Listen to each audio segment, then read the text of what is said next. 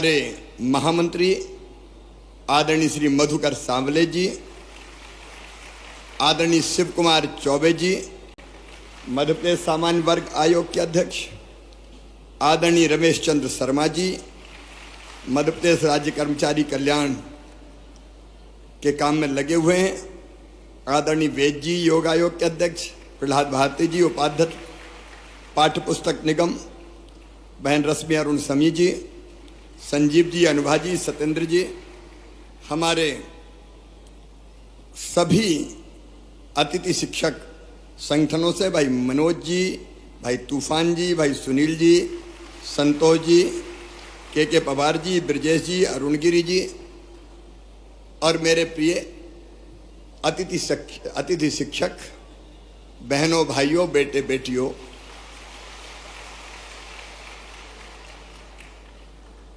पिछली सरकार ने शिक्षा की व्यवस्था ठीक करने के लिए कभी ठोस कदम नहीं उठाए थे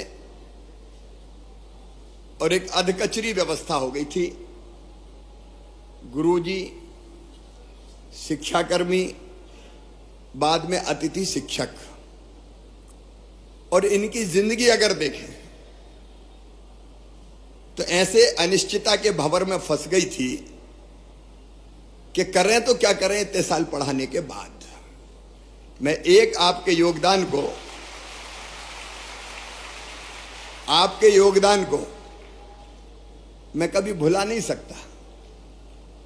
जब रेगुलर शिक्षक नहीं थे तब अतिथि शिक्षक के रूप में आपको पढ़ाने का दायित्व सौंपा गया और मुझे प्रसन्नता ये कहते हुए कि अधिकांश अतिथि शिक्षकों ने पूरी कर्तव्य निष्ठा के साथ अपने दायित्व का निर्वाह किया,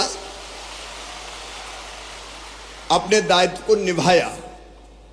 आप वो हैं जिन्होंने हमारी शिक्षा की गाड़ी को आगे बढ़ाया।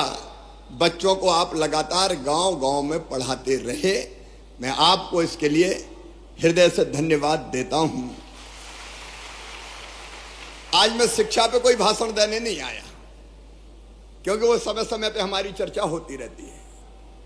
लेकिन मित्रों, मैं अपनी ड्यूटी मानता हूं कि जिन लोगों ने जी जान से अपने सामर्थ्य और अपने क्षमता के अनुरूप बच्चों को विद्या का दान दिया, उनकी जिंदगी भी कुछ बेहतर की जाए।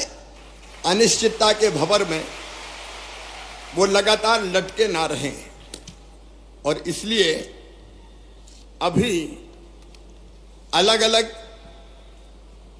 पीरियड के अनुसार आपको मानदेय देने की व्यवस्था है।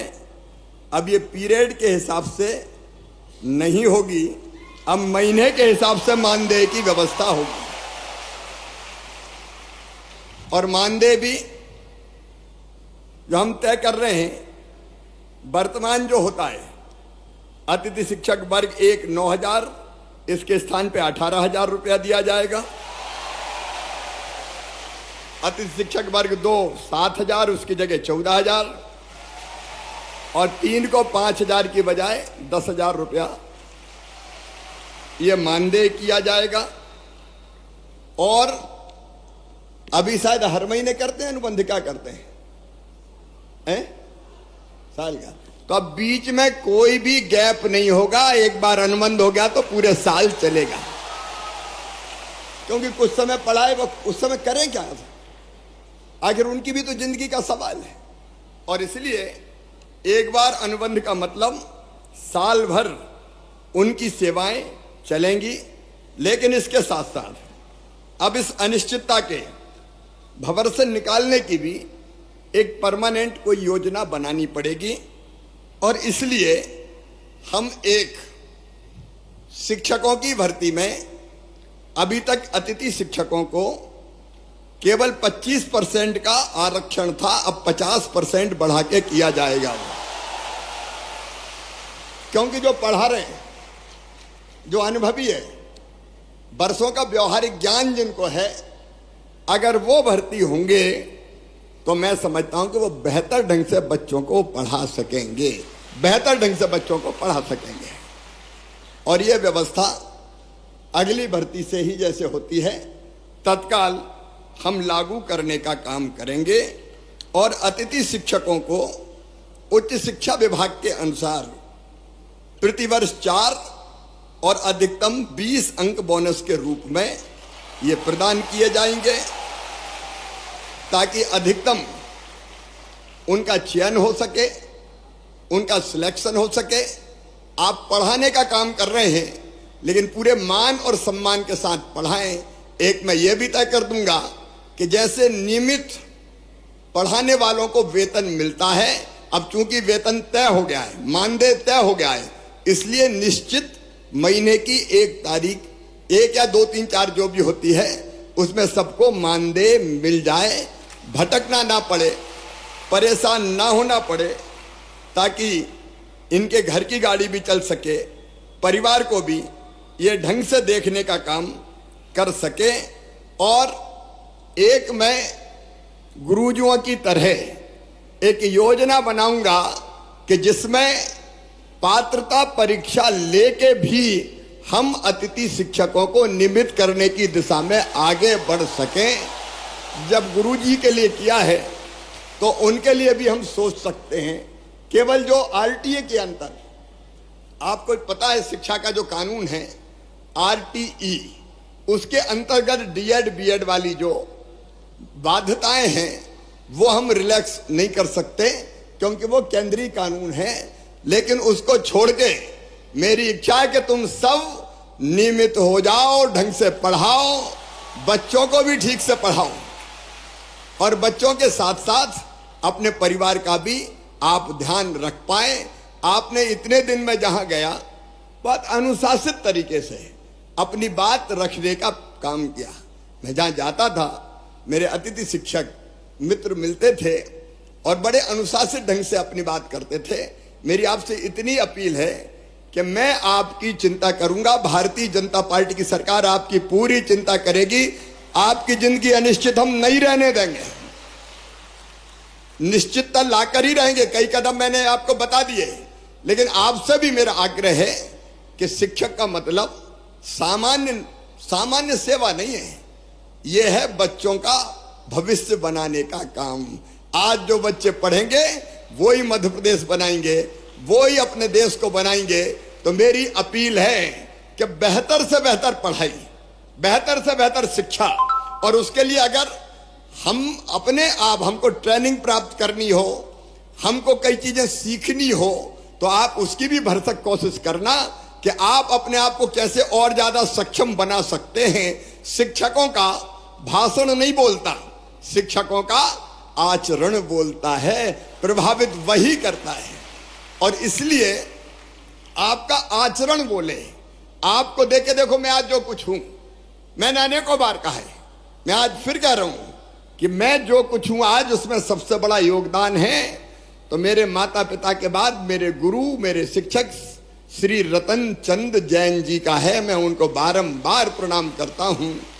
गुरु चाहे तो बच्चों की जिंदगी बदल दे, और इसलिए अपने यहां कहा है, गुरु गोविंद दोऊ खड़े काके लागू पाए, बलिहारी गुरु आपकी गोविंदिया बताए, गोविंदियो बताए।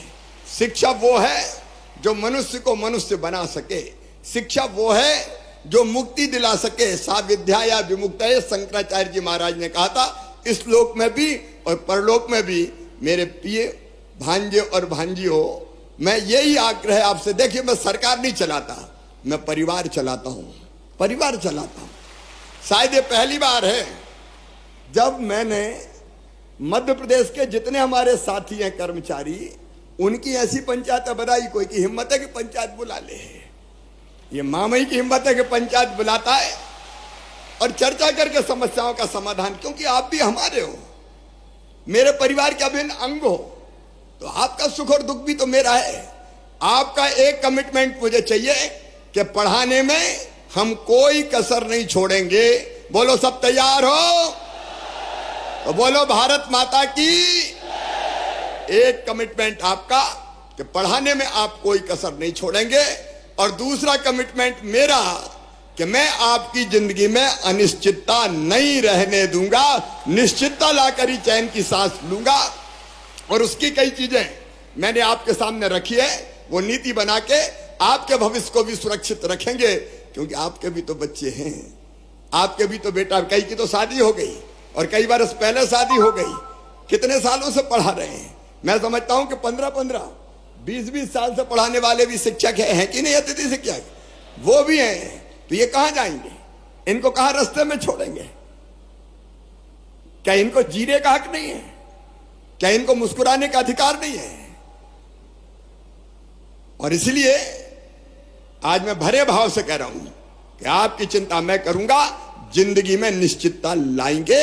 और ये जो कदम हमने उठाए कि गुरुजी की तरह हम पात्रता परीक्षा भी लेके आपको रेगुलर करने का काम करेंगे, 50% रिजर्वेशन भी हमने 50% शिक्षकों की भर्ती में कर दिया, ताकि आप जो न्यूनतम आवश्यकता है वो पूरी करते हुए बच्चों को ढंग से पढ़ाएं। बहुत लंबा चौड़ा भाषण देने की जरूरत नहीं है।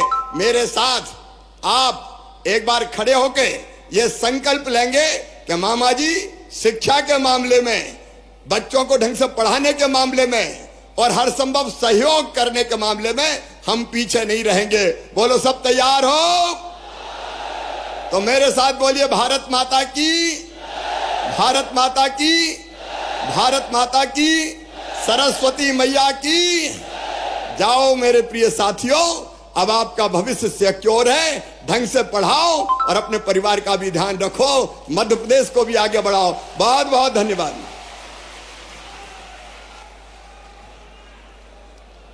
बहुत बहुत धन्यवाद माननीय मुख्यमंत्री महोदय आपका।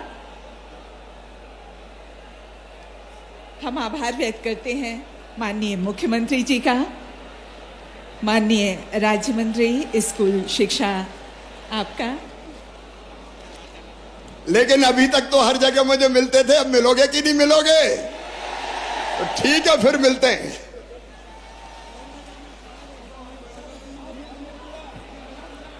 एक बार फिर माननीय मुख्यमंत्री जी का बहुत बहुत आभार।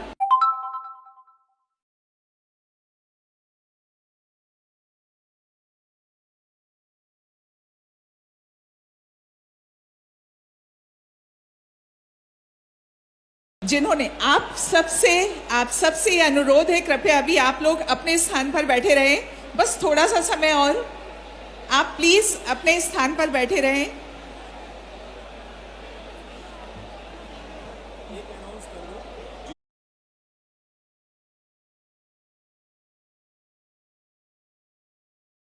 अकेले हो